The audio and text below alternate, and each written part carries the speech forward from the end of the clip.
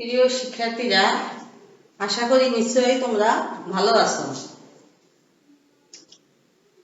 আজকে আমরা অষ্টম শ্রেণী বাংলাদেশ ও বিশ্ব পরিচয়ের সপ্তম অধ্যায়ের পার্ট 3 নিয়ে আলোচনা করব। আমাদের আলোচনার বিষয় হচ্ছে রাষ্ট্র পরিচালনার মূলনীতি। এই রাষ্ট্র পরিচালনার যে মূলনীতি, এই মূলনীতি চারটি। সেই চারটি মূলনীতি কোথায় লিপিবদ্ধ আছে তা তো অবশ্যই তোমরা জানো, যেটা আমরা পূর্বের পাঠে আলোচনা করেছি। এই চারটি মূলনীতি সংবিধানে লিপিবদ্ধ আছে।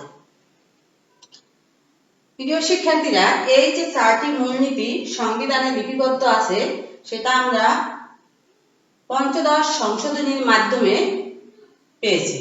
পঞ্চদশ সংশোধনীর মাধ্যমে আমাদের সংবিধানে এই চারটি মূলনীতি লিপিবদ্ধ করা হয়েছে। এখন শিক্ষার্থীরা, এই যে চারটি মূলনীতি, সেই চারটি মূলনীতি হলো: 1. জাতীয়তাবাদ, সমাজতন্ত্র, গণতন্ত্র, ধর্মনিরপেক্ষতা। এখন আসো প্রিয় শিক্ষার্থীরা, জাতীয়তাবাদ কি, জাতীয়তাবাদ কিভাবে আমাদের সংবিধানে লিপিবদ্ধ হলো এটা আমরা শিখব। জাতীয়তাবাদ হলো, দেখো, আমাদের প্রত্যেকের এই ভাষা, সাহিত্য, সংস্কৃতি আছে। পৃথিবীর অন্যান্য দেশগুলোতে ভাষা, শিক্ষা, সাহিত্য বিভিন্ন রকমের হয়, আবার অনেক অনেক দেশে এক রকমেরই হয়। ঠিক আমাদের দেশের ভাষা, শিক্ষা, সংস্কৃতি একই হওয়ার কারণে আমাদের মধ্যে একটি ঐক্য ও সংহতির সৃষ্টি হয়েছে। এই ঐক্য এবং সংহতি আমাদেরকে আরো শক্তিশালী এবং সমৃদ্ধ করেছে। যে ঐক্যর জোরে আমরা বিশাল স্বাধীনতা সংগ্রাম করে বাংলাদেশের মতো একটি স্বাধীন সার্বভৌম দেশ পেয়েছি। শিক্ষার্থীরা, সেই ঐক্য এবং সংহতি আমাদের বাঙালি জাতীয়তাবাদের মূল ভিত্তি।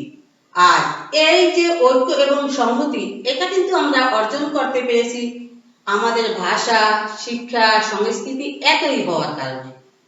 আর এই যে তোমার ভাষা, শিক্ষা, সংস্কৃতি একই হওয়ার কারণে আমাদের যে শক্তি বা ঐক্য, সেই ঐক্যর কারণে আমরা আজকে আমাদের যে স্বাধীন বাংলাদেশ পেয়েছি। তাই প্রিয় শিক্ষার্থীরা, জাতীয়তাবাদের ঐক্য এবং সংহতি হলো জাতীয়তাবাদের মূল ভিত্তি, যেটা আমাদের সংবিধানে প্রথম মূলনীতি হিসাবে লিপিবদ্ধ করা হয়েছে।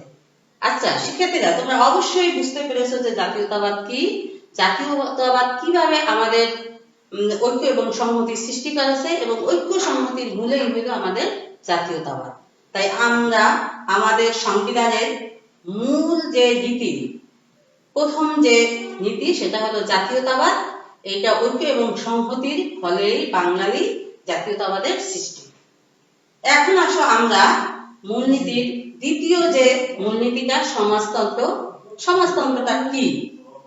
সমাজতন্ত্রটা আসলে মূলত হলো সমাজের যে অর্থনৈতিক সমতা, অর্থাৎ একটি দেশ পরিচালনা করতে গেলে সেখানে অর্থনৈতিক সমতা আনাটা একটা জরুরি বিষয়। আর অর্থনৈতিক সমতা সকল নাগরিকের ক্ষেত্রে আনতে পারলেই দেশ সুন্দর এবং ভালোভাবে চলবে। তাই আমাদের দেশে সমাজতন্ত্রটা হলো দ্বিতীয় মূলনীতি, যেখানে সমাজতন্ত্র মূলনীতি, যেটা সমাজের তন্ত্র অথবা সামাজিকভাবে অর্থনৈতিক বৈষম্য না রেখে, অর্থাৎ প্রত্যেকটা মানুষ বা কোনো মানুষের একেবারে বিশাল বড়লোক হবে, আবার কোনো মানুষ না খেয়ে মরবে, এরকম হবে না। এটাই হলো সমাজতন্ত্রের মূল লক্ষ্য। আর এই কারণে রাষ্ট্র পরিচালনার মূলনীতি হিসাবে সংবিধানে সমাজতন্ত্রকে দ্বিতীয় মূলনীতি হিসাবে গ্রহণ করা হয়েছে। এবার আসো যে যদি সমাজতন্ত্র ঠিক মতো রাষ্ট্র পরিচালনায় পরিচালিত হয়, তাহলেই আমরা শোষণমুক্ত, ন্যায়ভিত্তিক এবং সমতা ভিত্তিক রাষ্ট্র পেতে পারি। প্রিয় শিক্ষার্থীরা, তোমরা তাহলে বুঝতে পারছো যে সমাজতন্ত্রটা কি? নিশ্চয়ই আশা করি বুঝতে পেরেছ। এরপরে 3 নম্বর মূলনীতি হলো গণতন্ত্র। গণতন্ত্রটা কি? দেখো, তোমরা গণ শব্দটির দিকে তাকাও, তাহলেই বুঝতে পারবে। গণ মানে হলো জনগণ, যেখানে জনগণের তন্ত্র অর্থাৎ সব কাজে সকল নাগরিকের অংশগ্রহণ নিশ্চিত করাই হলো গণতন্ত্রের বৈশিষ্ট্য। আর এই গণতন্ত্রের বৈশিষ্ট্য যখন এই বাস্তবায়ন হবে, তখন সকল নাগরিকের সমান সুযোগ সুবিধা নিশ্চিতকরণ হবে এবং প্রতিটি নাগরিকের শ্রদ্ধা রাষ্ট্রে বাড়বে। তাই বাংলাদেশ গণতান্ত্রিক দেশ। এদেশে অর্থাৎ গণতন্ত্র প্রতিষ্ঠা মানেই হলো প্রতিটি জনগণ তার কথা বলার স্বাধীনতা, বাক স্বাধীনতা থাকবে এবং রাষ্ট্র সুন্দরভাবে পরিচালিত হবে। এজন্যই পঞ্চদশ সংশোধনীর মাধ্যমে রাষ্ট্র পরিচালনার মূলনীতি 3য় মূলনীতি হিসাবে গণতন্ত্রকে সংবিধানে লিপিবদ্ধ করা হয়েছে। এরপরে প্রিয় শিক্ষার্থীরা, আমরা সর্বশেষ যে মূলনীতি ধর্মনিরপেক্ষতা, এটাকে পেয়েছি। এই ধর্মনিরপেক্ষতা যে 4র্থ মূলনীতি, সেটা হলো ধর্মনিরপেক্ষতা কি তোমরা বুঝতে পারছো?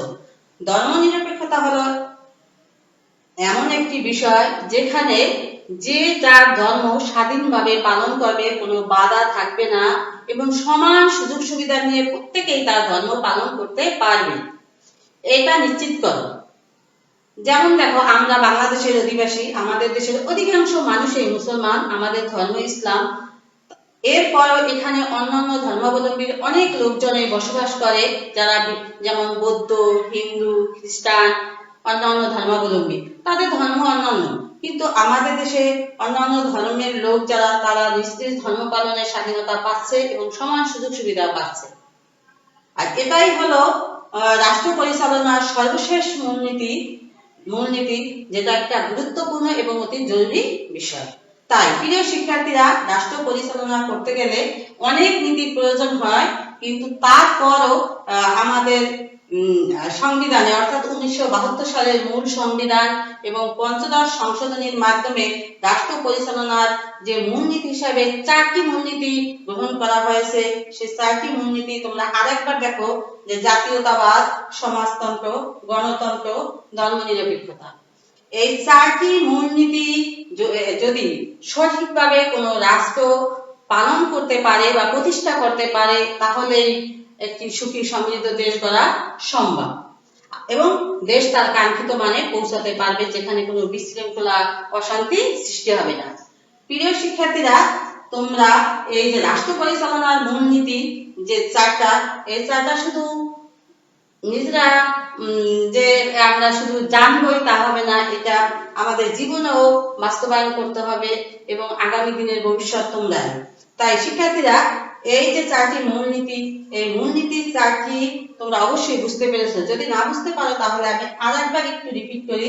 যেমন জাতীয়তাবাদ হলো অর্থাৎ আমাদের ভাষা, সাহিত্য, শিক্ষা, সংস্কৃতি এগুলো এক হওয়ার কারণে আমাদের মধ্যে যে ঐক্যটা সৃষ্টি হয়েছে, সেই ঐক্যই আমাদের জাতীয়তাবাদের ভিত্তি। এবং সমাজতন্ত্র, যেখানে জানো একটি দেশ পরিচালনা করতে গেলে অর্থটাই হলো গুরুত্বপূর্ণ এবং অর্থনৈতিকভাবে দেশ যদি অর্থনৈতিক ভারসাম্য বজায় থাকে, তাহলে সমাজে শান্তি শৃঙ্খলা বজায় থাকে। গণতন্ত্র, যেখানে জনগণের সকল ক্ষমতার মালিক এবং রাষ্ট্রের তারপরে ক্ষমতার ভোটাধিকার প্রয়োগের, এগুলো গণতান্ত্রিক দেশের যে জনগণ তাদের অধিকার, আর এই অধিকারগুলো বাস্তবায়ন হওয়াই গণতান্ত্রিক দেশের বৈশিষ্ট্য। এরপর ধর্মনিরপেক্ষতা, একটি গুরুত্বপূর্ণ বিষয়, যে যার ধর্ম স্বাধীনভাবে পালন করবে, এটাই হলো ধর্মনিরপেক্ষতা। কোনো বাধা থাকবে না, বিশৃঙ্খলা সৃষ্টি হবে না এবং সব ধর্মের প্রতি আমাদের সবার শ্রদ্ধা থাকতে হবে। তাহলে প্রিয় শিক্ষার্থীরা, আসো এখন আমাদের একটি প্রশ্ন, যে আমরা এই 4টি মূলনীতি